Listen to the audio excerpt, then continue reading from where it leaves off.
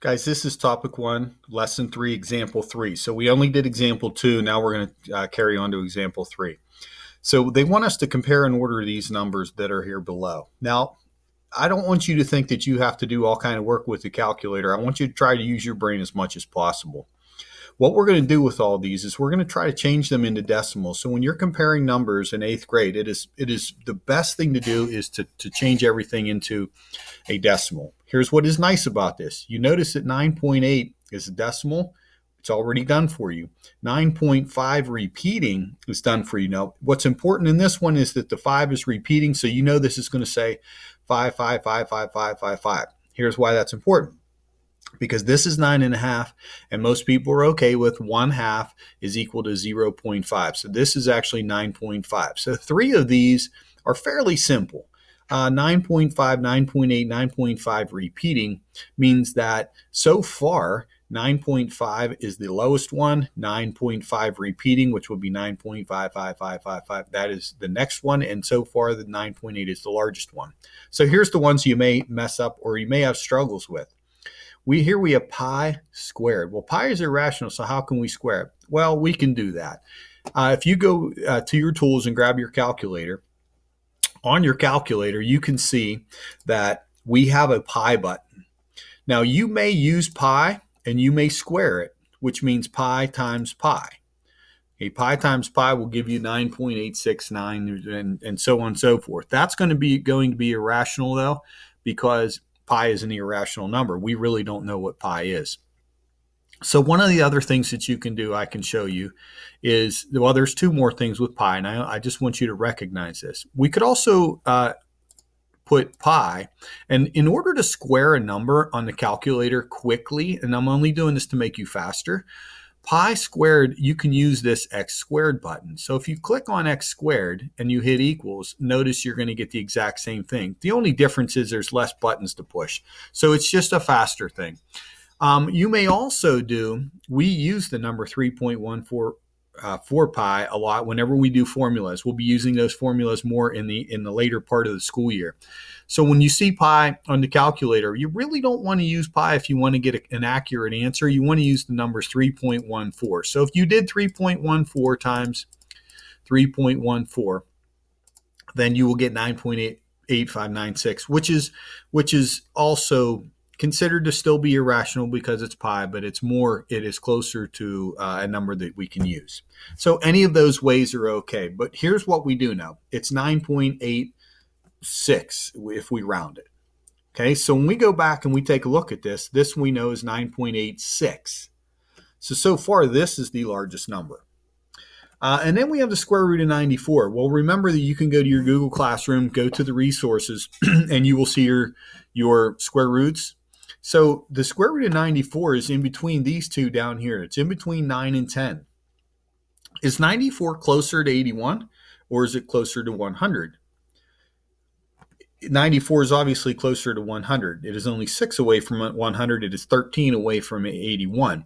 So since it's closer to 100, I know it's above 9.5. So I'm going to go back to my calculator, and I'm going to start with 9.5, even though I know it's above it, and I'm going to square that. 9.5 times 9.5 gives me 90.25. That's nowhere really close to 94 yet. So let's try 9.6. 9.6 times 9.6, 92. Still no good. 9.7 times 9.7, 94. Ooh, I'm really close. So there we got 9.7. So when we go back and look at this, we have 9.86, 9.5 will be 9.5, 9.8, 9.5 repeating, so that's 9.555. And we noticed that this one was somewhere right around 9.7, right? Okay, so let's check this out, and let's go to the next page. Here, they did all the work for you. Okay, they are going to place all of these. See how over here they did 3.14 times 3.14? That's what we did. We know that 9.5 is 9.5. So here's one of our decimals. Here's another decimal. Here's another decimal. Here is 9.5 repeating. That's another decimal. And the square root of 94 is really close. It's approximately, and you can see that right here, approximately close to 9.7. So then they take all of these numbers over here and they put them over here onto this number line. Okay. And here's how they would go on the number line. 9.5 would go here. Notice that even though we know it's 9.5 and it's a decimal, when we write an answer, we always write it as what they stated in the question, 9.5. So 9.5 was in the question. 9.5 has to be in your answer. Then we have 9.5 repeating. That's in the question. That's in the answer. Then we have the square root of 94. That was like around 9.7. Then we have 9.8, and obviously pi was closer to pi squared was closer to 9.86 something. Okay, and again, here in example 3, you have another page. So on this page, they want you to do the work. So how can you do this work? Well, over here, you can bring this over. And I don't care how you do this, guys, but here's what I want you to notice. Here is a fraction, 2 1/4. If you want to get that turned into a decimal, you can go back to your calculator and you can put in, now you know the number is 2, but what's the decimal for 1/4? Well, if I do 1/4 and I change it, see up here we got fraction decimal, I can change it fraction decimal 0.25. So if I have 0.25, then this will be 2.25. So you may write this down and make sure you're writing it down on paper. This one here will be 2.25. So 2.25, this is negative 2.5. Since it's negative, it's going to be lower. Negative 3.97621 and 3.6 repeating. So the only one I don't know right now is this one. So here I go, back here. Square root of 11 is between 9 and 16. But I know that it's closer to 3 because 11 is closer to 9. So what's that mean now? Well, that means I'm going to be working with the numbers that are lower than 3.5 because the halfway point is 3.5 and I know that it's lower.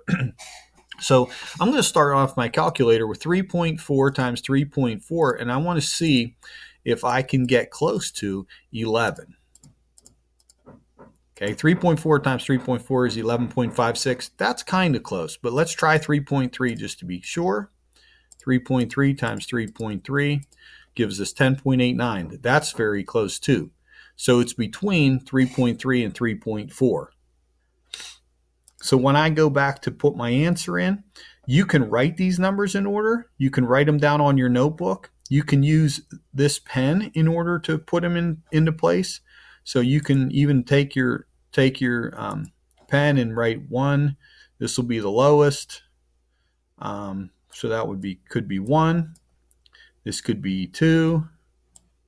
And you could continue on with that and make sure you try to get this correct. So you can use this if you'd like. You can use a text box if you would like. Use what we know, what we learned here in lessons or the example 2 and example 3 to help you out with your practice and problem solving. And obviously, if you've got questions, please ask and I will help you.